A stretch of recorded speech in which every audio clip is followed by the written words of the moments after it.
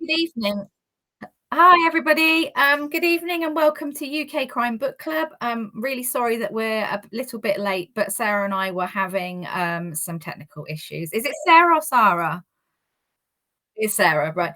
Yeah. So we couldn't see each other, and now we can. So it's all good. So apologies, as I said, for being a little bit late. So this evening, I'm delighted to be joined by Sarah, who's here to talk about her fantastic book, The Dive, which she probably has. This is a proof copy, but she's probably got a nice shiny, yes, with a nice. I've got sort of like the sunglasses and hidden. Nice proof, this one. I did like this one as a proof. Um, Yeah. So Sarah's a lawyer. So she's a busy lady. She's a lawyer as well as a writer. And The Dive is her debut thriller. Sarah, would you like to tell us about The Dive?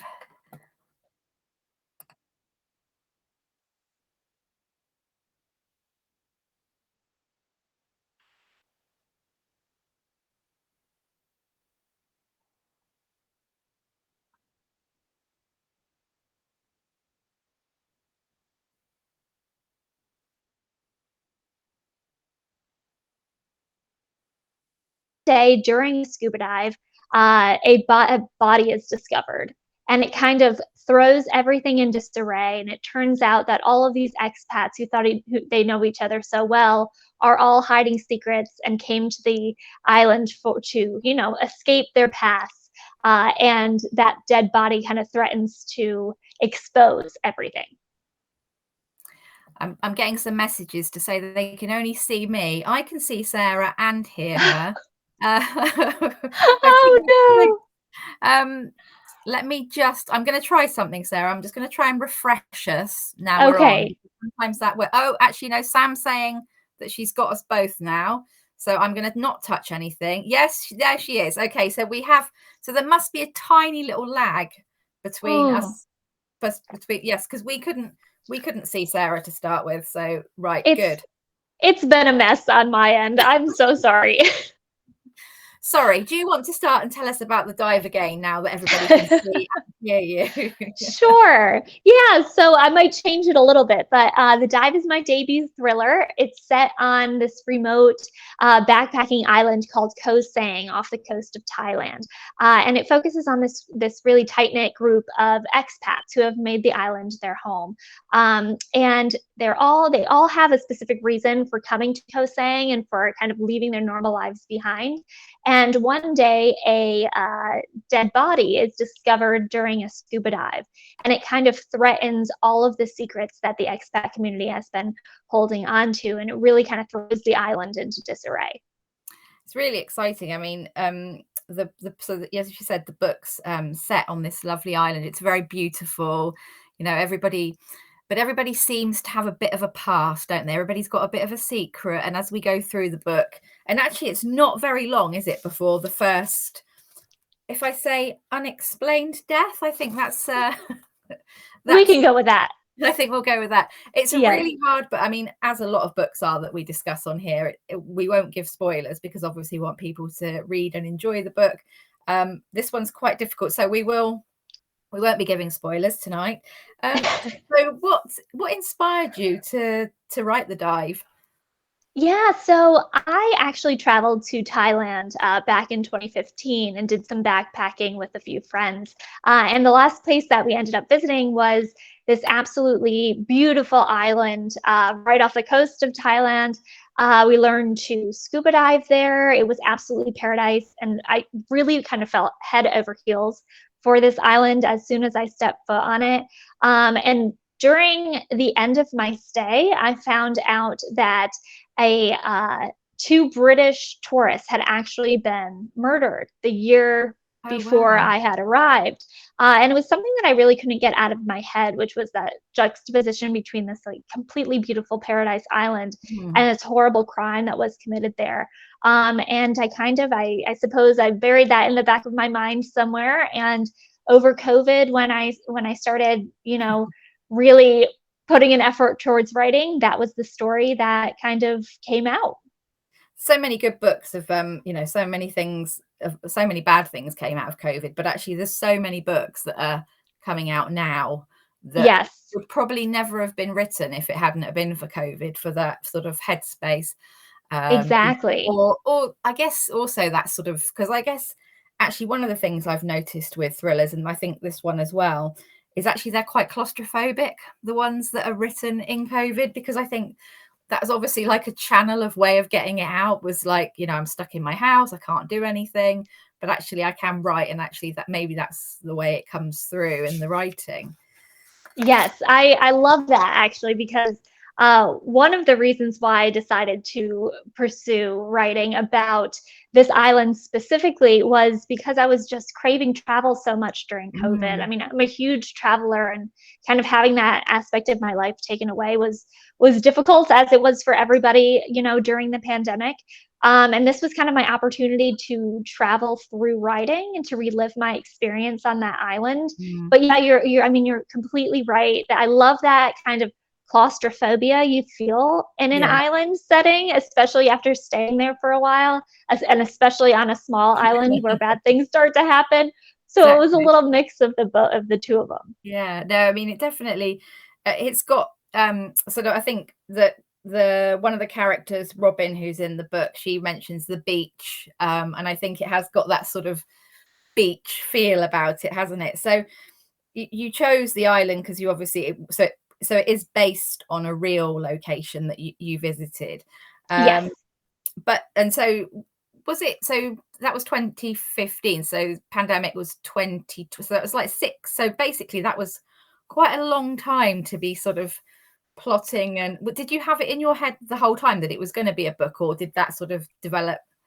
No, I mean, 20 those years were kind of a bit tumultuous for me. I was just starting my career as an attorney. I was having some, kind of second thoughts about that career as I was about to embark on it while I was traveling in Thailand. And then several years later, I ultimately ended up transferring into a career in legal academia. So I'm a law professor now. Ah, right. Um, yeah, and it was during uh, I mean, I'd always thought about writing a book. I'm a huge reader. I love reading, and the idea of writing a book just seemed so daunting to me. Like it was Mm. never something that I could do. Like I don't really have formal training in fiction writing, so I just seemed like a complete, pipe dream to me. But during COVID, when everything kind of shut down, I was really craving, like I said, that escape and kind of like a creative way to just get out of my head or get farther Mm. into my head, I suppose. And that kind of translated into writing. And as soon as I started, I began with a setting, and I knew the setting that I wanted was that beautiful island, because it was just somewhere I wanted to escape to, especially during those Yeah, definitely. claustrophobic months. So it wasn't something like I visited and I knew instantly I wanted to write a book. It was definitely kind of a slow burn in the back of my head. That's really interesting, because obviously you said about your other sort of your career, and so you're a law professor as well. So you do have sort of, because I was wondering how you managed to fit it in with, but I guess you have longer holidays as a professor, Yes. but I guess you have to do research as well in that as well. So yeah. Yeah. So we have pretty extended breaks from teaching, which is wonderful. And I mean, it's really such a great profession because it's super flexible. I mean, Mm, you work a lot, you do a lot of research, a lot of teaching, a lot of student help, but a lot of it can be kind of scheduled in the way that you want it to. yeah. So that's really helpful, especially when I'm kind of figuring out how to draft and edit and align my writing deadlines with my professional deadlines. So it's taken a lot of finessing, and it's some weeks are crazier than others, but it's a great career to kind of help balance out my writing. And also, so the island, the thing I was really interested about was so the characters. So we'll talk about the characters in more detail, but actually quite a lot of them have sort of an English, they come from England. They've got, so what was that sort of, what made you sort of set the characters, with their pasts in England, and they found themselves in the island? Yeah, so I really wanted a very international cast of characters because I Yeah. feel like when I travel, I meet people from all over. At the same time, they had to be English speaking, of Yeah. course. And I Yeah. figured native English is probably the easiest. So I have some Americans in there, Yeah. some people from the UK, from Australia, because I feel like whenever I travel anywhere, I'm always running into Australians. Yeah. They're everywhere. But and then a character from Sweden, which is kind of special to me because my husband is from Sweden. So it was places where I'd visited before, I'd had a connection, I had friends, I had relationships with people that could kind of help me ensure that I was being culturally competent in writing those characters. But my editor also, and then my agent, who are both based in the UK, were extremely helpful when Yeah. it came to the dialogue, because a lot of the times they were like, this is just, people do not talk like this. So they helped me out a lot with that. That's because interesting, because obviously so you live between America and Sweden, is that right? And so obviously that we notice when we so the book is very English written, isn't it? So it's very, you don't have the sort of the color and the all Yes, the all the right. sort of so that actually for me it worked really well in that sort of the sort of setting, the international setting, I think you said. So that worked with it, sort of encompasses everybody, doesn't it? So Yeah, thank you. the characters are really interesting. So we've got, do you want to tell us a little bit? Do you want to give us a quick sort of rundown of who's who? Sure. Well, there's two primary narrators they're two Australian women, or American women in their early 20s. One is named Cass. She is a scuba diving instructor on Koh Sang. She's an expat.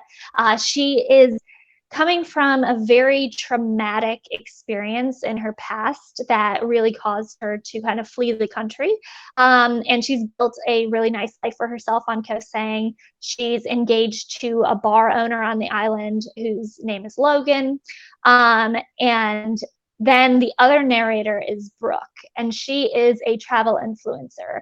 She is not an expat on the island. She is just visiting for a few weeks. And it slowly kind of comes to earth that she has somewhat of an ulterior motive for being on the island, and that's not revealed until later in the book. And then there's also just kind of, along with Logan, a couple other characters that form that expat community. Several of them are scuba diving instructors. They work in the resort, the primary resort on the island, which has a big focus on scuba diving. One is a yoga instructor at the resort. Like I said, Logan is a bar owner. So you kind of get a little array of experience, I suppose. And Yeah. I wanted them all to come from kind of different backgrounds and different experiences, and each have a very clear reason for either leaving their past lives behind or making their new lives on Koh Sang. Yeah, that's really interesting, because they, as you said, a lot of them, they've got sort of, like Cass was one of my favorite characters, actually. I thought she was really interesting. Thank um you. I think the book, as it goes along, you sort of think you know where it's going, and then you don't. That's all I can say. It is really hard to talk about it without any It is spoilers. really, I really agree. difficult, but Yep. I was really interested in how, when you sort of started the process of, that you decided, how did you, are you a plotter? Are you I just get it down on the page? Yeah, I'm not a plotter. I really wish I strive to be a plotter. I am so jealous of everyone who is able to plot out and make a very detailed outline. My drafting process, I try to be very organized in most aspects of my life, and so when it comes to scheduling and cleaning and all of this stuff. But when it comes to drafting, my first draft is a chaotic process, to say the least. So basically, I will start with the general idea, a general kind of plot line, I suppose, and especially a setting is really Yeah. what originates it. And then I'll usually have a handful of scenes that I'm excited to write about. These are maybe in the beginning, maybe throughout the middle, potentially at the end. And then so I start by writing those scenes and those chapters that I'm really excited about, where I know what's going to happen. Yeah. And I usually do that up to a point where I have about 50,000 words, which is about half of my initial first draft. And then I will go back to the very beginning and figure out everything that needs to be added in, all those scenes that I skipped over the first time, all that character development that I need, and kind of flesh that out to make it into a full draft. So it's a bizarre process. I feel like I would probably save a lot of time if I could plot, but Sounds intense. yes, I'm so impatient, I guess, when it comes to the writing process. Once I have an idea for a scene, I just want to start writing it. Yeah. So for better or worse, that's where we're at. But then I guess if that's how the sort of the creative process works for you, then that's how it works. I think everybody, Yeah. so many people, some people plot, some people don't, some people just write as they go, some people write bits and then put it back together. It's such an individual and personal process, I think, that if you find what works for you, then that's good. Yes. Um, Exactly. so the setting is, I mean, the setting is, massively important in this book. So I think, so this is this one is your first book. Are you, so from the sort of, am I picking up that you've written more? Are you writing more at the moment? I was actually just working on my structural edits about 5 minutes before this meeting for book 2. So yeah, so I have book 2 in the works, and there will be future books, hopefully. Excellent. That's good to hear, because I think so did you have a favorite, going back to the characters, did you have a favorite character to write? I really liked Brooke, actually, the other narrator. So Cass, I feel like I could really relate to a lot. She's a bit self-conscious. She has some anxiety issues. There was a lot to her, I think, that came directly from me. Brooke was a little bit more different to Mm, me. She is 100% very independent, like a complete adventurer, a straight shooter. She will say what she means right to your face. And it was just kind of a way for me to step out of myself a little bit. And I really enjoyed her. I liked her strength a lot. yeah. Yeah. It was good having two female characters as the voices, because there's quite a lot of men in the book, isn't there? There's quite a lot of men Yes. characters who are also, quite big parts. Logan, Neil, they're all quite intrinsically placed in the book. But actually, it was really interesting to have and I think sort of influencers and that sort of. So she has got, like you say, she's got another agenda, hasn't she? So she comes over as the influencer, and then, as I think it's okay to say, some unexplained deaths happen. We said that at the beginning, didn't we? So, Yes. um, so yeah, so she sort of becomes more interested in those deaths, I think we can say. Yes. Mm-hmm. Definitely. Um, Yes.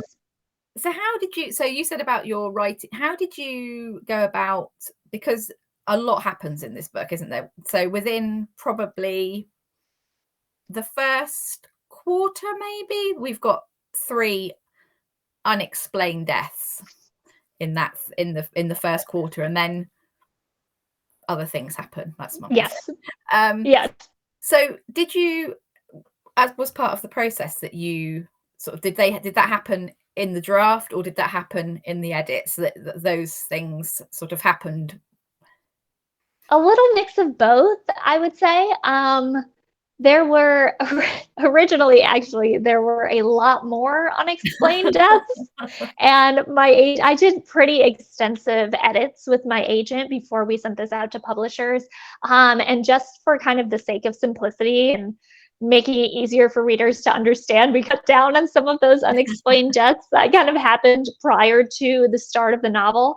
But she also kind of helped me add in a lot of different twists that I hadn't initially thought of, Yeah. which is my favorite part of writing and my favorite part of reading. So I loved that. But I would say that the first draft, and especially the draft that I submitted to my agent, was very different from the the version that I have in front of me, and the version that's on the shelves. That's really interesting because the book's very suspenseful, it's very atmospheric, um, and it is like set in a paradise, and for it to become that sort of dark place because of the deaths. I mean, I like lots of deaths. I love Agatha Christie, so the more deaths, the plenty, the better. I have to wait like to page 200 before we've had one. I'm Yeah, oh come on, right, right. Let's just get to it. yeah, just get on with the murders. Was it difficult when you were, because you've obviously visited the island that you were imagining, um, was it difficult to then move from that sort of beauty to the darkness, or did that sort of come quite easily when you could sort of think about the murders and murders, Yeah, unexplained deaths? I mean, yeah, it was so I read, I think 99.9% of what I read are crime books and specifically thrillers and murder mysteries.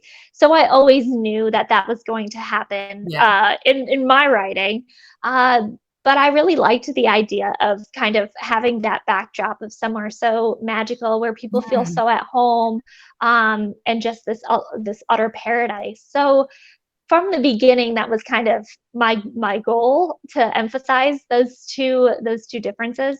I would say something that is kind of interesting and a bit concerning is the island that I visited in real life, did have several other has had several other unexplained deaths of mhm. backpackers and tourists. I believe there's been, nonfiction books written about it. There is a podcast, I believe.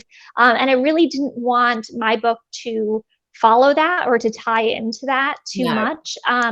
And specifically, I really didn't research it too much intentionally so that I could make sure my book went off in a bit of a different direction. Yeah. Um, so I would say that was a little bit trickier for me. Yeah, I guess that's like because of tricks. I mean, some people sort of write with true crime in mind, don't they? So they'll use a story and then sort of fictionalize it, or use parts of it. But obviously, that wasn't the way that you wanted your book to go. Right. Yeah, so that was quite important for you. You said about you like to read crime, and do you have so have any of your sort of favorite crime writers has inspired your own writing? Oh, yes, absolutely. So, I mean, you brought up The Beach before Yeah. by Alex Garland. That is my hands down favorite book ever written. So, that was a huge inspiration for me. It gave me an excuse to go back and read it as well. So, I love that book so much. And then there's just so many other authors who have kind of inspired my work, either, you know, maybe I guess especially from reading and thinking these are just great ideas and great kind of structure, and I love how they do certain things, or just, I mean, maybe implicitly picking things up as I'm reading, because I do read so much. But I would say, like, a couple just off the top of my head, a few that I really respect and I think have really influenced my writing are people like Lucy Foley, Allie Reynolds, who I've gotten the chance to kind of talk with because we have the same agent, which has been a complete dream come true. Amy McCulloch, who else? Catherine Ryan Howard. I mean, there are just so many amazing authors in the crime field and in that writing in the thriller genre right now, that it's amazing. Like, I feel like every week there's a new book that I want to pick up. So it's been really cool to kind of get to know some of those authors as well. I was going to ask you about Ali because I've interviewed Ali a couple of times for different things, and she did The Bay, which Yes. was her, but and it's completely different, but there Yeah. is the sort of similar genre, I would say, but and also she's got Shiver, which was her first Mhm. book, which was amazing. The Mhm. sort of the snowboarding. Yes. Uh, so yes, I mean this because I mean this has become a genre, hasn't it? The sort of holiday, you know, or we can Yes. say, I think we can say the M word because I think everybody knows there's going to be a murder in it. We're not I giving don't think that's giving too much not giving away. any too many spoilers by saying that there are murders. There are murders, yes. Um, Mhm. So I think, yeah, that sort of genre of, people going on holiday, whether it's a group of people going on holiday, whether it's like this one, which is actually a beautiful setting where people are living and working, and other people are coming on holiday, um, is really interesting. And I think it's come quite big, hasn't it? Really, you sort of mentioned a few people there, but I can think of, and I think that sort of summer read is, it's perfect, isn't it? If you're taking on your holiday, you Right. want to read. So is that something that you sort of, when you started to write the book, did you think about the sort of genre you were writing, or did you just want to write the book? I mean, I definitely thought about the genre. It's I mean, they always say, write the book that you want to read, and Yeah. this is the book that I would want to read. Not to toot my own horn, I guess, but yeah, no, I love that kind of destination thriller Mm, genre.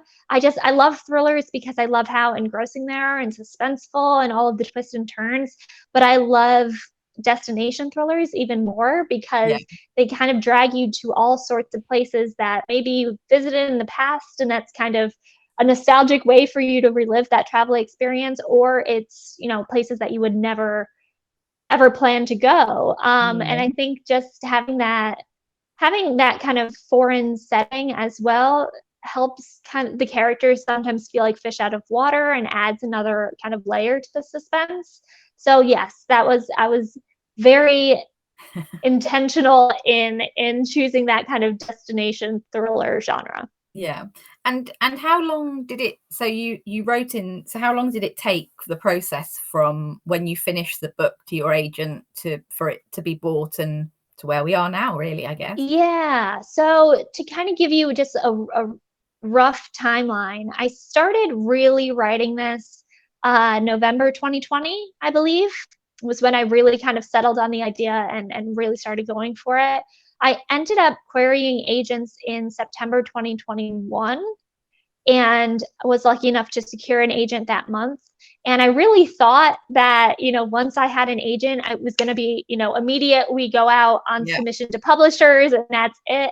That was not my experience at all. I actually spent almost a year with my agent going through several rounds of structural edits. And I'm so, so glad that I did because it made this book so much stronger. But I went out on submission to publishers around I want to say June 2022. Hmm. Um, so it still was usually it's quite a long lag time between a Yeah. publication offer and the actual publication date. So but once I got that publication offer, things started moving really really quickly. So it was kind of a different timeline I think than most people experience. But I will also say I have separate UK and US publishers. So the UK book is out. It's being published as The Dive. It came out in late July. But in the US, it's actually being published under a different title, which is The Resort, and it's not being published until February 2024. So that's kind of another unique aspect of Interesting. my Yeah. publication timeline. But yeah, so I'll have two publication days, so that's nice. Is that because of, just, I guess, how, because I was wondering whether they sort of, because obviously this is a summer book, it's a summer, it's the sort of book that you want to, Yeah. take on your holiday and read in the summer. So I assume that's the way that they wanted to get that out, so that, Yes. so for now, for August, the time. And then for the February one, then I guess they're going to maybe looking at next summer sort of thing. I think so. I know that they have, my publishers have a big plan and they know what's best, but maybe it's also right before kind of spring break in the US, so Right. that could be an approach as well, and also just a way to kind of cure those midwinter blues, Yeah. and escape. So yes, so we'll see. Because it's quite, I've spoken to quite a few people, it's quite, not, well, I'd say normal, but it's not unusual for the American book and the English book to have different titles, different Right. covers, because I guess it's different, they know their audiences and how Yes. they sort of sell. And sometimes they've had very, the resort to the dive is not like, some of them can be quite sort of. So did you have any say in the title? Did you decide, or is that something that was taken for you? I will take credit for the dive. I did come up with that title. I will take credit for it because I'm struggling so hard to come up with a title for book 2. Every Oh, title really? I come up with is shot down. So I'm going to, hold tight Yeah. to the dive. But the resort, I didn't really. I mean, I could give my feedback, and my publishers were very open, to if I was 100% sure on keeping it the dive, I'm sure they would have gone with that. But Yeah. they came up with the resort. Again, they have, they've been in this industry way longer than I have, so they're the experts. So I kind of defer to them. Absolutely. So can you sort of share anything about what you're writing at the moment? Are you allowed to, or is it a big secret? I can share a little bit, or at least I've shared it before, and no one's come after me, so I'll share it again. Good, that's But good. it's going to, yeah, it's going to be another destination thriller, with a very different setting than the dive. So book 2 is going to be set in Australia, and primarily in the outback of Australia. And it is going to be another thriller that focuses on kind of a small international group of characters. Mhm. And this one is going to have two timelines. So one timeline that's set 10 years ago, and one that runs, during present time. And it's all about a girl who went missing during a study abroad in the outback 10 years ago, and her body is discovered, and it brings all of her friends back together. Wow, that sounds really interesting. So so you're doing edits for this one. So Yes. will this one be out sort of next year sort of time, or? I think if everything goes to plan, it should be out sometime maybe later summer or later 2024 in the UK is what I'm hoping, but I mean, who knows? So I'll say that, and then it'll end up being, 3 years down the road. I hope that's not the case, No, but no, no, no. Hopefully it will not. I mean, it yeah. sounds like it's again a perfect sort of summer book. So I'm going to look at some of the comments because we haven't said that. So we've got Laura saying hi, and Sam says hi, and Laura also says she's one of the few things to be grateful for the pandemic is all the amazing new authors. So I think that is, as we said, that's one of the best things. Yes. Leslie says hello, both. Laura says she missed the read along on Pigeonhole. I don't know if you know about Pigeonhole. It's like Yes. yes, they do like little Yep. bits every day. But saw that it went down really well, so she hopes to read it soon. And Oh, I thank you. can't see whose name that is, but she says, or they say, I love the cover and the title. And Laura's saying just in time for the summer holidays. I can't see who this is, but whoever you are, thank you for the comment. I love the dive. Can't wait for book 2. So Oh, sorry, I can't see your name. If anybody else can tell me who the name is, that would be good. But so yeah, lots of love for the dive. thank you so much. Has it been received really well? Have you sort of been really excited about how it's been received, and maybe a little bit sort of because it's your first, you're a debut novelist, and it's been all over social media. It's one of those books that you're seeing all over the place. Yeah, so so have you been like overwhelmed with the success of it? It's a bit surreal, I will say. I mean, it's been so lovely to see this book get into so many hands, and readers have been absolutely wonderful about it. I receive a lot of messages on social media that are really sweet, and I try to take the time to kind of respond to each one of them. But it is just so strange. I mean, I was living with this book, I guess, just me and this book for so long, and for it to be out in the world is just bizarre. I think I've said this before in a previous interview, but these characters have just been in my head, like almost my imaginary friends for all this time that I've been drafting and editing, and having people like you ask me about them, and I feel like I'm talking about my imaginary friends. It's so strange. But it's been really, really cool. And I wish I was in the UK to kind of be able to see it on the shelves and everything, but my parents actually flew through Heathrow a couple weeks ago, so they were able to take pictures of it and send Oh, it to that's me. nice. And readers have been doing the same, and it's just, I mean, it's absolutely wonderful. It's a dream come true, honestly. I never really thought of it like that before. Like the characters are almost like part of you, aren't they? You said about Yeah. Cass being like, you saw quite a lot of Yes. you in there. So actually, it's yeah, I imagine that's really scary for it to be like for your almost like sort of exposing yourself, aren't you? Really, Yes, like oh, for this, sure. yeah, that's yeah. I hadn't really ever thought of it like that. Um, Yeah, and it's just, I don't know. I just feel like it's strange to think of family members reading it and like coworkers reading it. It's just, it's been such a personal book for me, I suppose, in writing, and it's mm. just, it's a weird feeling, but it's really, really nice. So there's plenty of drama in the book, isn't there? So there's plenty. It'll keep you. I read it in 2 sittings because Oh. it's one of those books where you just start it and you're like, okay, right, I'm just gonna read a few pages and then I'm just gonna read a few more and then things happen and then something else happened and yeah, so it was yeah for me it was but so the question that I'm going to ask, which is not a spoiler, but I'm going to say, did you always know who the murderer would be? No. So, first of all, that was a huge compliment. So, thank you so much. I appreciate that. And no, I didn't. When I started writing, like I said, I kind of write a half draft before I do Yeah. that full draft. I had a very different ending. And then by the time I got through the full draft, something kind of clicked, and I was like, "Oh, this is how it needs to end." So it really wasn't until I got to the very end of that first full draft that I actually knew what was going to happen. And did that sort of surprise you? Because did you sort of think you knew what was going to happen and then it changed completely? Because I think when a reader reads a surprise, that if the writer's been surprised when they've written it, it makes it more like wowie.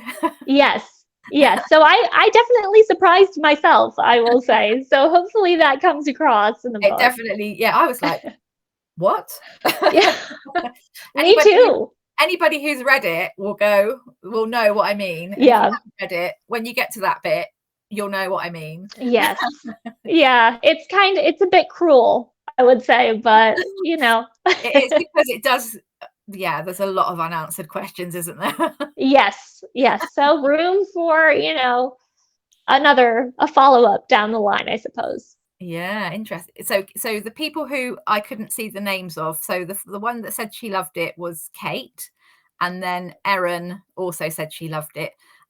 Leslie, I think maybe she missed the first bit. She was like, "What's your day job?" So, if you, Ah, yeah, yeah, so I am a lawyer and a law professor. So primarily a law professor at this point. I'm in academia. I teach legal writing and international law courses.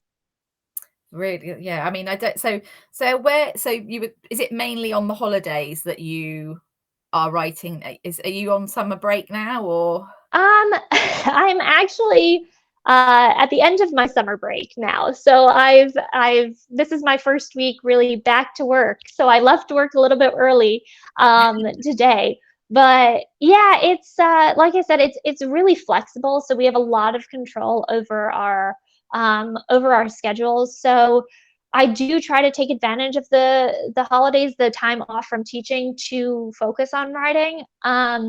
But it doesn't always work out as well as I'd hoped. So, for instance, my structural edits are due at the end of the month, and I actually start back to teaching this coming Monday. So, and I right. still have ways to go on the structural edits. So it's a lot of times it's like writing in the morning, working during the day, writing some more at night, and just kind of finding a way to make it all work. And like I said, it's some weeks are completely crazy and chaotic, and other weeks are a bit kind of slower and more manageable, and we just kind of have to take it as it comes. But so far, it's been working out. So fingers crossed. I mean, honestly take my hat off to you, because I mean, the one job is enough, but you've basically got three. Yeah. Yeah. So some days are this week is a bit crazy, I will say, but so Yeah. far it's manageable. And I guess as well, you've got the books come out. So it came out sort of the end of July, didn't it? So you've sort of Yes. gone past the sort of, well, 20th of July it was out. But so yeah, you've had that sort of intense. Did you have a launch or anything? But because I suppose it's not out but did you manage to have like an English, an English launch? Yeah, so I was actually living in Sweden over the summer. So there was this lovely English bookstore in Sweden that hosted my launch party, and they Oh, just did a lovely. really lovely job. And my parents came over and visited, and I had my family in Sweden who was there to attend, and our friends, and it was really special. And just being able to kind of see the book, set up in the window of the bookstore it completely blew me away. I'm still not Yeah. over it, I don't think. So then you've got that all to happen again when Yeah.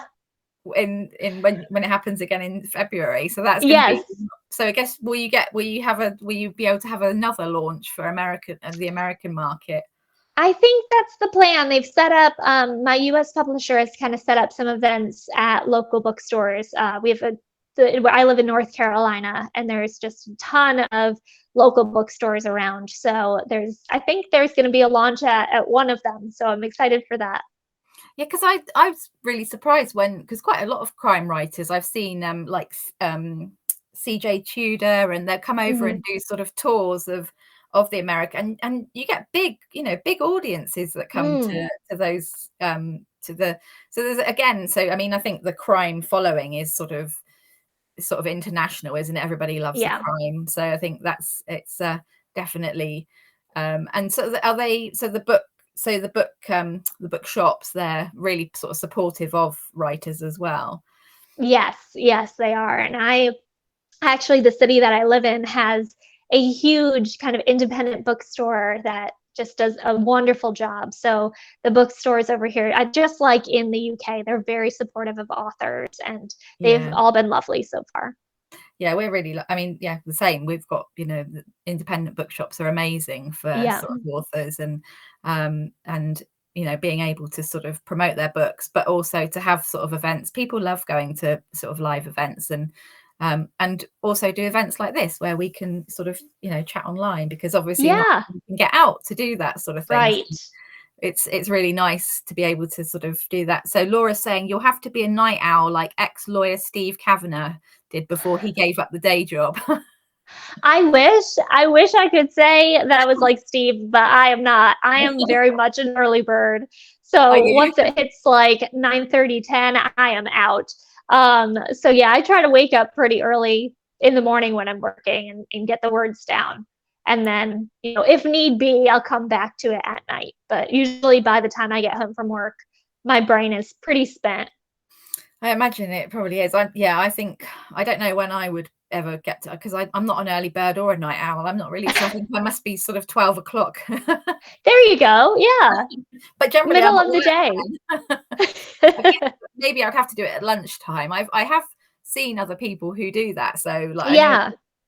I can't remember who it was, but they were a Waterstones bookseller, and they used to write in their lunch break. Oh, wow. So yeah, and it was only like a sort of a few hundred words a day. Yep.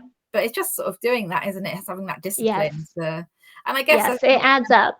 as an academic, you have that discipline already to sort of to do that. Yeah, it's been a lot of writing in my academic career, so it set me up for the fiction writing in some way. So I'm looking at the time, and appreciate that we're nearly sort of at the end. You were saying that I don't know when you have time to do reading as well, but when have you read anything recently that you would recommend? Oh, yes. So for some reason, I don't think this has taken me longer than most people, but I just started listening to an audiobook to some of the Sally Hepworth books. So I'm listening to The Mother-in-Law right now, and I just finished listening to The Soulmate, and I just love her writing style. I mean, she's so witty, and it's great. I'm currently reading The Trap by Catherine Ryan Howard. I Oh, started it last night, and I'm like 20% of the way in because I couldn't put it down. pretty good. Um, yes, and it's so good so far. So I'm loving that. Um, what else have I read? I will say, talking about kind of the destination thrillers, um, there were several destination thrillers that came out on my publication day, and Oh, they are really? all, yes, there is such a good group of books, and one of them is The Honeymoon by Kate Gray. It's about two couples on their honeymoon in Bali who kind of get tied up in a mysterious, suspicious death, I will say, Oh, it's a and kind of, death. yes, and kind of the aftermath of that, and it's absolutely brilliant. So there's just so many good destination thrillers out there at the moment. I think your day was a bumper day, wasn't it, for books on Yeah. 20th? I remember, like, having so many books to Yep. the bloggers that were putting out sort of reviews, and there was, yeah, loads of them, so, Yeah. I mean, I guess that's sort of a challenge in itself, isn't it, really, when you've got other books that, you know, and I think it's really difficult, isn't it? Particularly as a debut writer, you know, if you're up against someone who's had 10 books already, so it's your book's very appealing to look at, and I think that does make such a difference, doesn't it, that sort of visual, sort of pick it up and have a look at it Yes. thing. Don't We judge a book by its cover unless you really like the cover of The Dive, and then please go buy it. I always judge a book by its I cover. do too. I would be really I mean, I'm sure there are people out there who don't, but I definitely do. I think. Yeah. And particularly, I think with things like holiday reads, and you want to be drawn to Yes. something, because quite often when you go into, like, like if you go into an airport bookshop or something, there's so many that Right. you're sort of like, okay, where's my attention going? Right, Yes. I'm going for the destination thriller. Yep. Uh, so going back to your island, would you want to go back there now? Would you like to revisit? I Yeah. do actually. I mean, I think it's really strange. The few times I've kind of gone back to places that I've really connected with on my travels, it's always been a weird experience. And I really like, I don't know who originated this quote, but this concept of kind of like chasing ghosts, like chasing those memories that you Mm, made the first go around.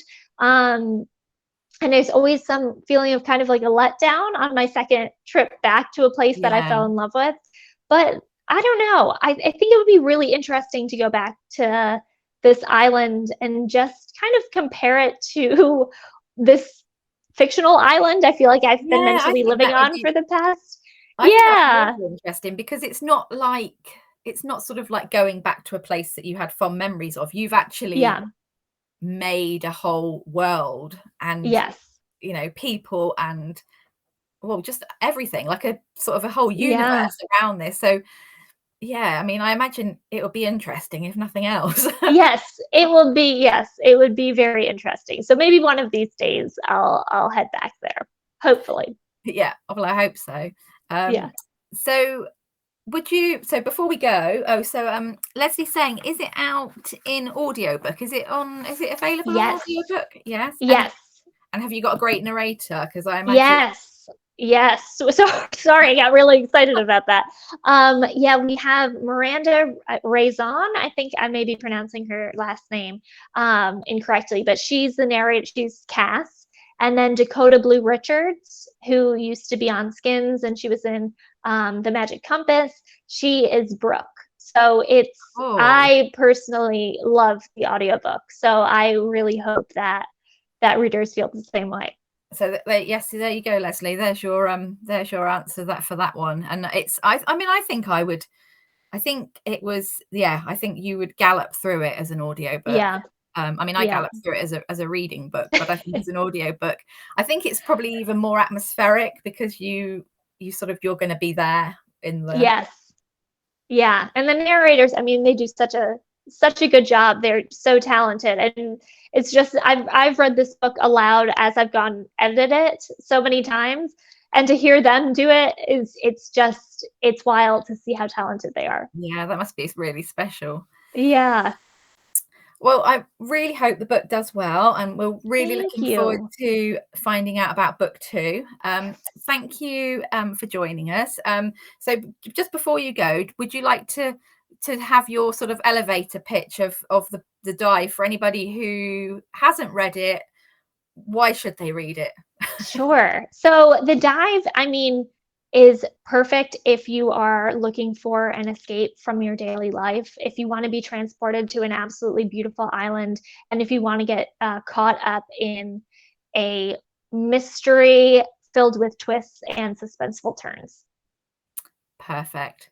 And anybody who wants to talk about the ending, then Yeah. you Send me a can message. Happy to send you talk. a message. Yeah. Yeah. Thank you to everybody for joining us. I just need to say that on Sunday we have I'm just trying to get my message up so I read it. On Sunday, UK Crime Book Club presents August Fest. So we've got at 1:00 we've got PI Fiction with Angela Nurse, Wendy Jones, and James Murphy. At 3:00 we've got Police Procedurals with Kate Rhodes, Diane Saxon, and Susan Wilkins. At 5:00 we've got Unusual Sleuths with Hannah Hendy, Neil Dawes. Sorry, the screen is shining on. I can't see it properly. And Kat Ailes. And at 7:00 we've got Graham Bartlett and Jack Jordan in conversation. So if you can, Wow. it will be here live on Sunday. If you can join us for some or any of it, we would love to see you. So thank you again, Sarah, for joining us. It's been an absolute pleasure, and good luck with the edits and the 2 other day jobs that you Thank you. it's been my absolute pleasure, and thank you to everybody for joining us. Yes, thank you for having me, and thank you for everyone for tuning in. Thank you, and we'll see you all soon. Bye. Bye.